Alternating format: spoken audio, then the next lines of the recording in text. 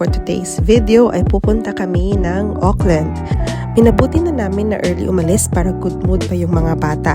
Mahirap talagang mag-travel ng malayo kapag may mga toddlers kang kasama. Dapat nakaplano talaga lahat para iwas stress. Nung dumating na kami ng Auckland ay dumiretso kami sa Manawa Bay. Isa itong premium outlet center sa nakakabukas lang this year. Makikita mo dito yung typical New Zealand brands at meron din mga bigatin tulad ng Coach, MK at Kate Spades.